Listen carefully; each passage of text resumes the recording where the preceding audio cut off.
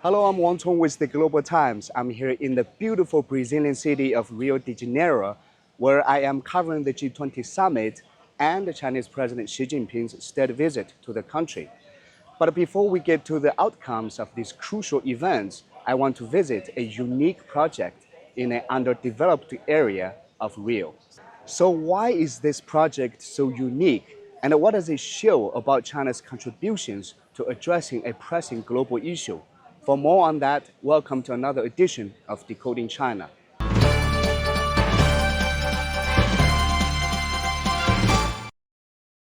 I'm now here in the Babylonia neighborhood of Rio, which is within walking distance from Rio's famous Copacabana beach, but is one of the underdeveloped neighborhoods in the city. For many years, local residents, among other things, struggled with access to electricity. Then things started to change in recent years.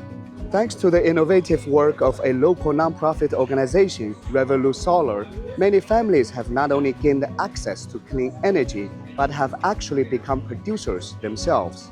So what exactly happened? Well, let's talk to Eduardo from Revolut Solar. So what is this project about? So Revolut Solar built here the first solar energy cooperative ever in a Brazilian favela, getting together the solar installations that is made by the local residents, and they are trained as solar installers to do this implementation, but also the maintenance. So this project aims not just to reduce the energy bills of the residents, but also to create local jobs in the solar energy market. So here we have almost an average of 40% of reduction in the electricity bills of the residents that suffer here from energy poverty, paying high bills that they cannot afford, and also with a very low quality of service of electricity. All of the panels that we use here are from China. The panels are from LONGi, that was a partner in the implementation of the cooperative in 2021. Based in China, LONGi is one of the world's biggest solar technology companies. In 2021, it joined hands with Revolut Solar in the project, providing solar panels and technology support.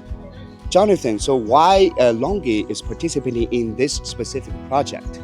As a solar company, we are the leaders in implementing the energy transition, and our objective is not to provide the best energy, but also to make sure that it's a transition that comes from fairness and accessibility. In so many ways, this project epitomizes how Chinese new energy technologies and products are helping address shortage of energy in less developed places, as well as help promote green development.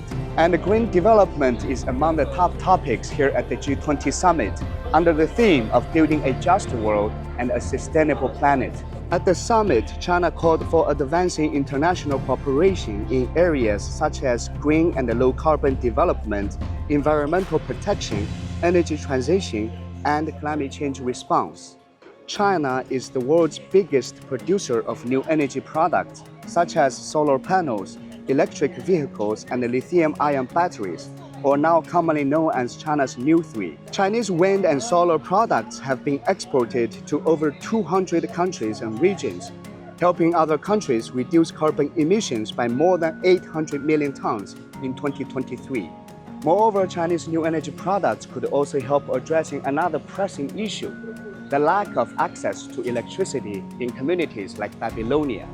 According to the International Energy Agency, despite declines in recent years, the number of people worldwide who lack access to electricity still reached 750 million in 2023. Suffice to say, there's still much work to be done, and China's new energy industry is of great significance in this work. China has worked with more than 100 countries and regions on green energy projects, helping communities in developing countries like Babylonia access clean, reliable, and affordable energy. However, we also have to point out that despite the great contributions of China's new energy industry, politicians in some countries, driven by protectionism, have targeted Chinese new energy products. They claim there is an overcapacity in Chinese new energy sector, while much of the world is still in dire need of new energy products. They impose tariffs and restrictions on the trade of new energy products, despite the tremendous negative impact on global efforts to promote green development and tackle climate change. But there's also encouraging news as many countries such as China and Brazil are actively promoting cooperation in green development and clean energy, which is among the areas of focus during high-level bilateral talks between the Chinese and Brazilian leaders. With such cooperation, we're hopeful that underdeveloped communities like Babylonia in Brazil and around the world will have easy access to clean energy, and global green development will further accelerate. That's all for this edition of Decoding China. See you soon.